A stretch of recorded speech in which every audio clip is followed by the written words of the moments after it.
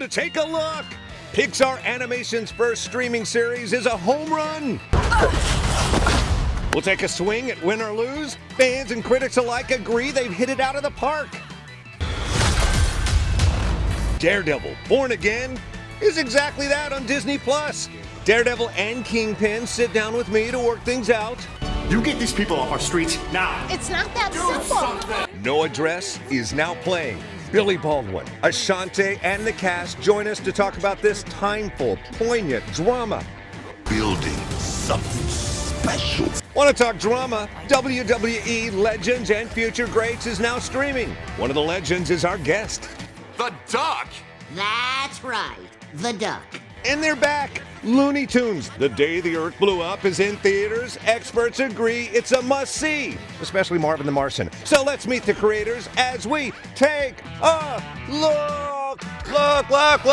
Let's do exactly that. What, did you see that? This is a star-studded show. I don't deserve to be here. All the gamuts covered, from WWE wrestling to a poignant series. We got Looney Tunes, and speaking of Looney, we got comedian Steph Sanders. What's going on? Hey, what's up, man? Good to see you, sir. Good to see you. Good to be seen. All right, we were just talking about Win or Lose. It's brand new to Disney Plus. It's a Disney Pixar combo, and you said you were emotional about it. I was invested in this, like a drama. Like I'm sitting up in bed, like invested in the characters, the plot. It was amazing. Yeah, like what's crazy, he talks about binging it the way you talk about binging Breaking Bad. Exactly, right.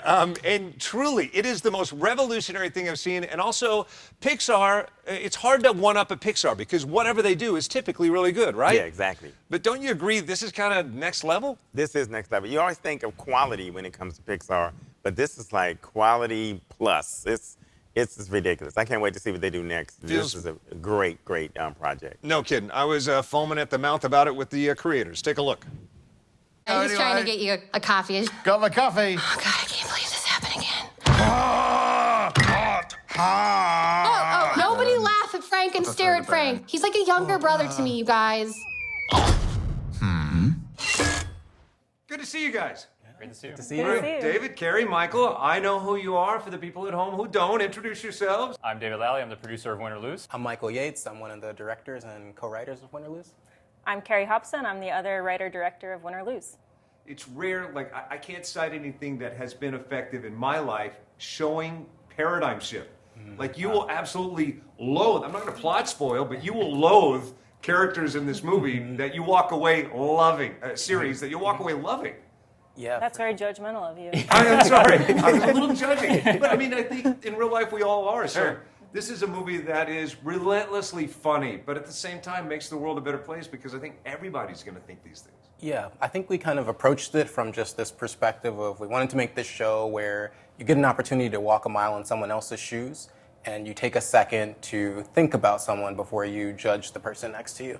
And that's kind of, we structured the entire structure of the show, each episode kind of revealing things from another perspective based off of that. Is this happening? Tonight is our moment for redemption.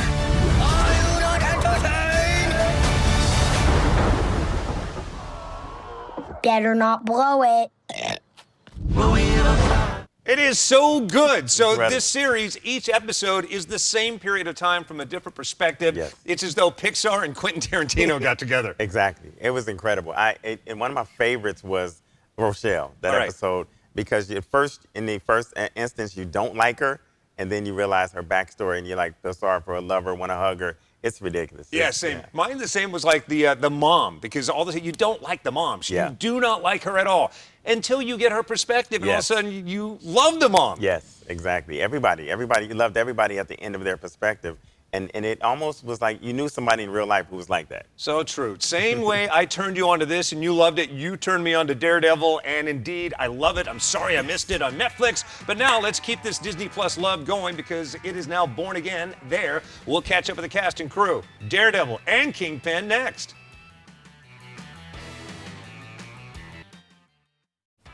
Hey, welcome back to Take a Look. We talk about stuff that's at the movies or in your home and streaming series, thus the streaming series du jour. Daredevil Born Again is crushing it. Yes. I was so excited about this. You raved about it back when it was on Netflix, and then, like, who would have thought it would disappear from Netflix and then be reborn? And come back better. It is so, I'm like, this is edge of your seat madness. This is crazy. Every episode is like a movie.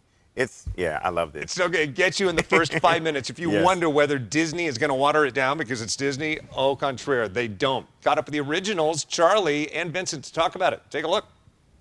I'm trying to contain myself. I'm such a fan of the product, and I've been so looking forward to this, and also representing that fan base that is worried. Is it going to come over and go the right direction? It does. Like, did the pages jump out at you when you started to see the new scripts and the direction from script? Well, it's been a journey. Yeah. You've maybe read, there was a kind of a false start. We did some episodes, and then the writers and actors strikes happened. Sure. And the amazing thing about working for a company like this is how willing and able they are to, given the opportunity, look at what they've got and be honest about whether it's working or not. And the truth was, it wasn't quite. And I applaud them so much, and I'm so grateful to them that when we came back after the strikes, there was a reset, there was a pivot. And once we got that first, script, we were delighted. Yeah, and very excited. And I don't want to plot spoil, but like within the first 15 minutes, this thing rips your heart out, shoves it back in, and puts you on the edge of the seat. Yeah, and I love the level of commitment. Good. Well, I think we've been away for 6 years. You got to come back with a bang, haven't you? You got to do something unexpected. You got to move people's emotions. And, but this is a big. Yeah, it's a big deal. Big deal. Yeah. Is there a particular day where you remember on the day? Because in comic book movies, so much of it, you don't really know how it's going until all the composites come together. But a day that on the day, you said, I can't wait for people to see this because it was landing so spectacularly. Well, I don't know that we knew how well it was landing, but we knew when we were doing the diner scene that it was potentially iconic.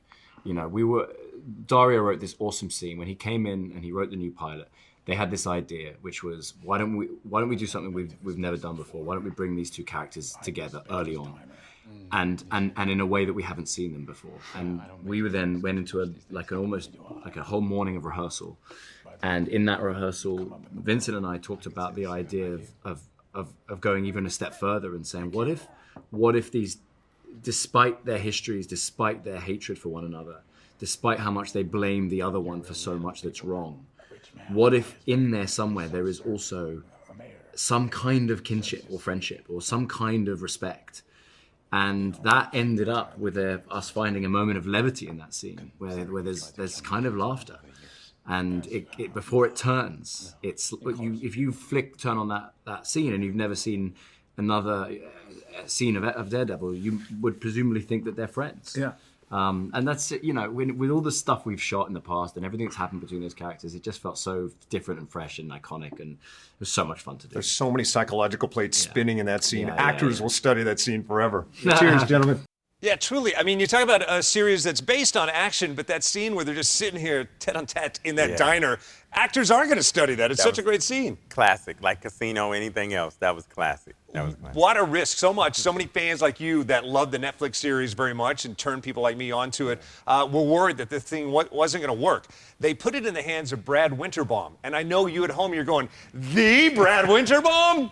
You don't know who he is, but he is pretty much in control of anything that is Marvel comic. He is the powerhouse, lots riding on it. I talked to him about it. Look, good to see you. Good to see you, Mike. And congrats on this. Thanks, sir. You, not to sound comic cliche, but with great power comes great responsibility. You have shaped so much of MCU. Talk about how this is different, new challenges and new gains and wins. Well, what I love about Daredevil Born Again is that New York is a character in the story. I mean, so much of Marvel comics, so much of the characters, they owe their stories to this city, and this show highlights the city in a way where it really becomes a character in its own right. It's like a kingdom where people are struggling for power, and we're watching. It's just an exciting story. People that loved what it was on Netflix, they're going to love how fresh it is. But at the same time, some might be fearful that it might be watered down or mixed up. And I tell them, no, this is everything you hope it's going to be. I mean, every time we were afraid that we were hitting the limit of what we'd be allowed to do, we were able to push it further, further, and further. And I can tell you, we never found the limit. We go to places in this show that are important to the storytelling, but I never dreamed we'd be able to go. Brad Winterbaum, that guy bet his entire career on Thor Ragnarok, and all the better for it. That says who he is. C, Daredevil, born again because? Look at me. They get it right. Action, plot, story, graphics, acting, everything perfect. Exactly. There you go. Disney Plus now streaming right now. All right, coming up, they also get it right with No Address. This is a movie, I've never heard of this, donating 50% of its proceeds back to its exact cause, trying to get people off the streets. We will talk with the creators and the people behind it, Billy Baldwin and Ashante, next.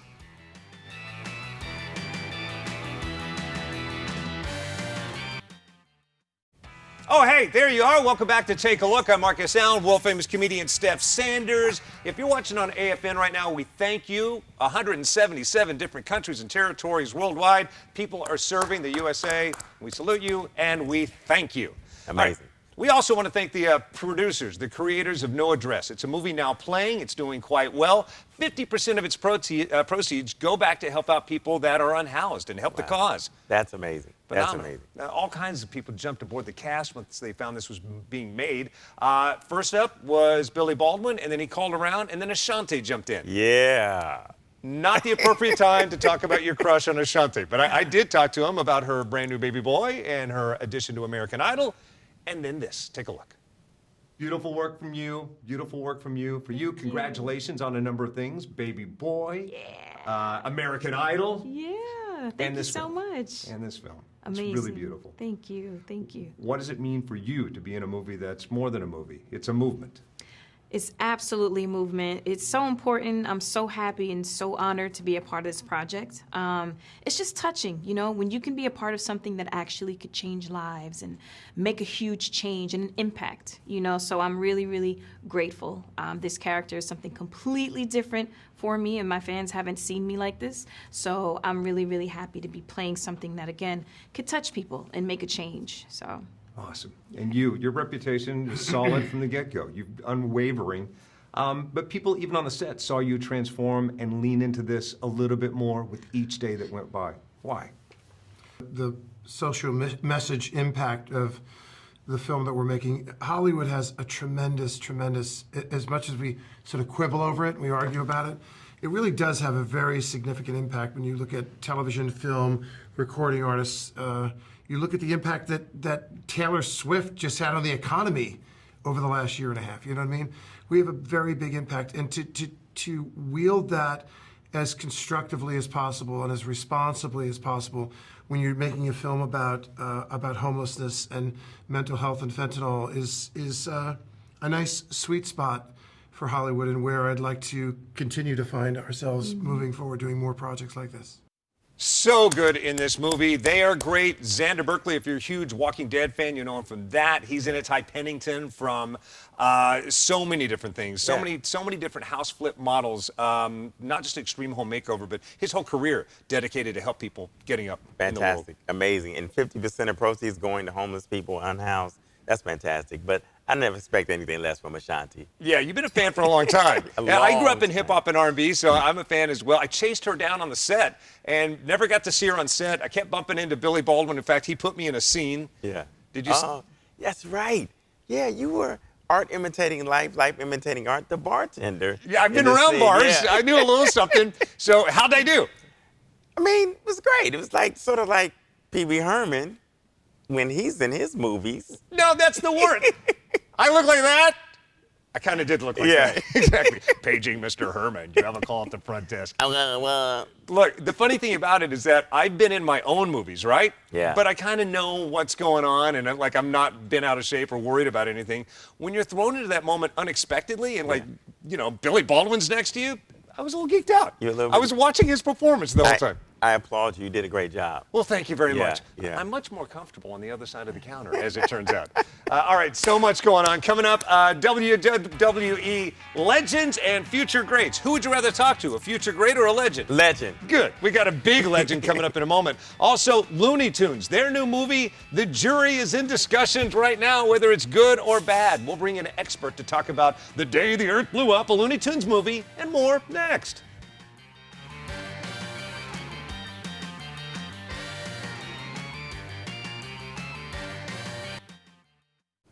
Hey, welcome back. Thanks for hanging out with the final stretch of Take a Look. It's my good friend, comedian Steph Sanders. My man. Where do we find you on Instagram? I am Steph Sanders everywhere, and barely tall enough to it. I am Steph Sanders. No, you're not lying. He's actually shown actual height.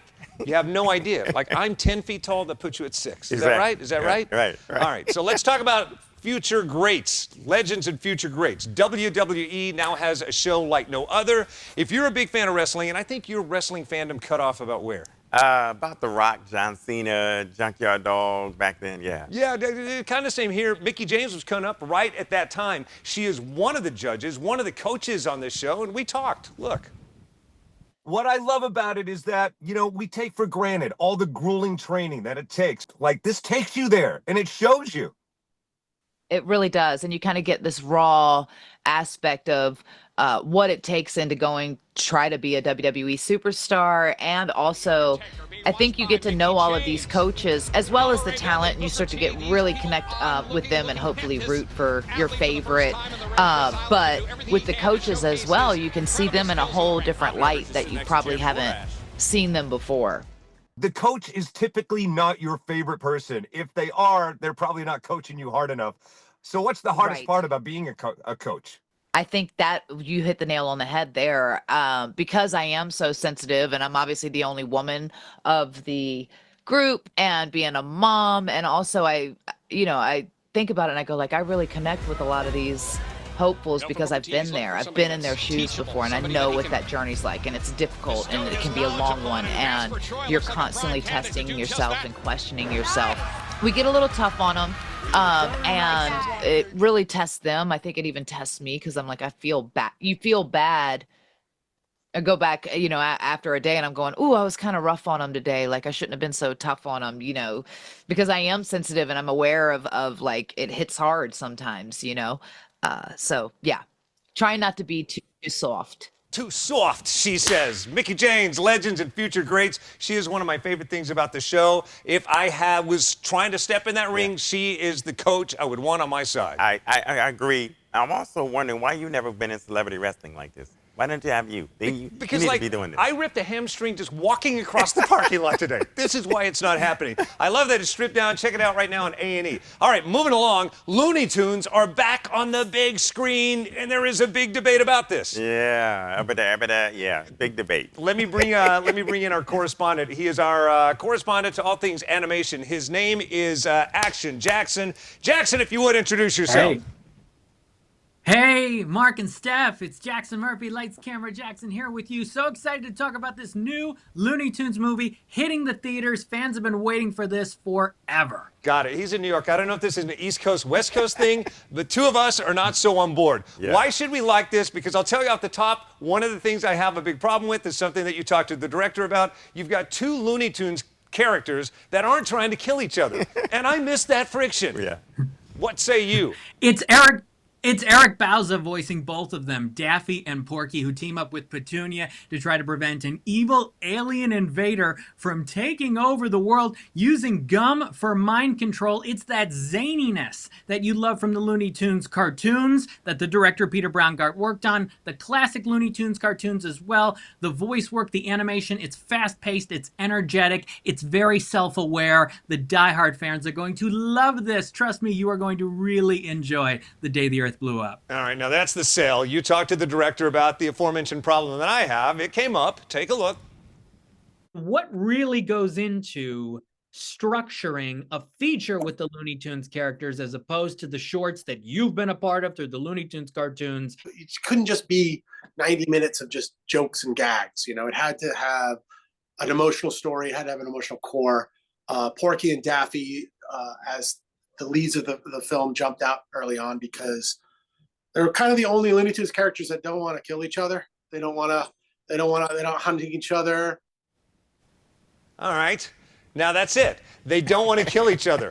Now look, Jackson, you know I'm a nice guy. Steph, am I a nice guy? Nice guy. I'm Very a pacifist. Nice guy. I don't like conflict. However, the cartoons I grew up with, they were killing each other to the point that Itchy and Scratchy on The Simpsons are based on the stuff I grew up with. I like it when characters are trying to kill each other in animation. There's a little conflict. They butt heads a little bit as the movie goes on, but it's a fun journey. It's an epic journey for these characters. It's an origin story also for these characters. They lived together, they grew up together, and now on this journey of a lifetime, and for a new generation of kids to be exposed to the Looney Tunes characters in this way, in this hand-drawn, fully featured way, I think it's wonderful. Your Honor, I'm done with the witness. Any follow-up questions? Maybe. Why did they choose space for this? Did he say that? Why? I think they like space. I think they like this concept of disaster movie, those iconic titles, and of course space. Look at Space Jam. Look at what the Looney Tunes have done with that. And I still hope that Coyote versus Acme movie eventually gets released as well. I'm waiting on that. Lights, camera, Jackson. Thanks for being our guest. Where can we find you online? X at LCJ Reviews, Instagram at LightsCamJackson, and the website is lights-camera-jackson.com. I'll see you guys at the movies. Thank you. There you go. See you when you're on the West Coast. See you when you're on the West Coast. I'll see you when I'm back on the East Coast. We inducted that kid into the Critics' Choice Awards when he was like 8, so it's always weird when we bring him up because I expect to see that kid. And all of a sudden, hey, how are you? Yeah. And now you got the shadow. I love the Looney Tunes. Let me tell you, they're the best. No, I like that guy's great. He's won me over. I'm going to go back and watch it again. I did like seeing it on a big format. Yep. It's rare that you see Looney Tunes on the big screen, so for that reason, go see him that way. Okay, I agree. I'm going to wait for you to call me and tell me it's great. All right, it's great. Favorite Looney Tune? Lightning round. Got to be Porky. Porky, for me, it's Marvin the Martian, so we're back in space. Hey, thanks so much for hanging out. Follow us on YouTube. Be sure and like and subscribe, and we'll see you next time on Take a Look.